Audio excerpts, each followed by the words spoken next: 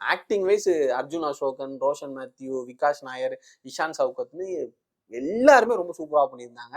Roshan Matthew, Arjun Asokan இது முன்னாடி நான் பார்த்ததுல இந்த மாதிரி ஒரு ஆக்ஷன் சொல்லலாம் அவங்க 2 பேருமே பண்ணியிருக்காங்களான்னு தெரியல. பட் இதுல அவங்களுக்கு செம்மையா சூட் ஆச்சு. வரவன் பூரா 6 பேக்கா வச்சுக்கிறான். எனக்கு ஃபேவரட்டா இருந்தது விகாஷ் நாயர் தான். அவரோட அந்த காஸ்டியூம், அவரோட அந்த ஸ்வாகு, அவரோட அந்த பாடி லாங்குவேஜ், டைலாக் டெலிவரி தரமா இருக்கும். அதுலயும் இந்த பீச்ல உட்காந்துட்டு ஐயோ மாசு அப்படின்னு ஒரு டைலாக் சொல்லுவாரு. நான்லாம் ரசிச்சுக்கிட்டே இருந்தேன். அப்புறம் ஒரு ஸ்பெஷல் அப்பியரன்ஸ் வேற, அது அது அல்டிமேட். அது அதுக்கு மேல தியேட்டர்ல பார்க்கும்போது வேற லெவல்ல இருந்துச்சுங்க. படத்துல மொமெண்ட்ஸா எக்கச்சக்க மொமெண்ட்ஸ் இருக்கு. நம்ம ரசிக்கிறதுக்கு பல இடங்கள் இருக்கு.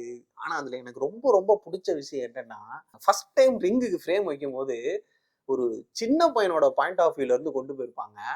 அந்த பையன் தான் தியேட்டர்ல இருக்கிற அத்தனை பேரும் டேய் என்னடா பண்ணிருக்கீங்க அப்படின்ற மாதிரி அந்த பையன் பேசுற ஒரு டயலாகுமே வந்து நம்ம மனசுக்குள்ள பேசிட்டு இருக்கிற டயலாக் தான். படத்தை வந்து நான் திருப்பி திருப்பி சொல்லுவேன், இதை வந்து எப்படி எக்ஸ்பிரஸ் பண்றதுன்னு தெரியல. இதை எக்ஸ்பீரியன்ஸ் பண்ணா மட்டும்தான் அது தெரியும். அதுவும் தியேட்டர்ல நிறைய கூட்டத்தோட உட்காந்து பாத்தீங்கன்னு வச்சுக்கோங்களேன், ஒர்த்து.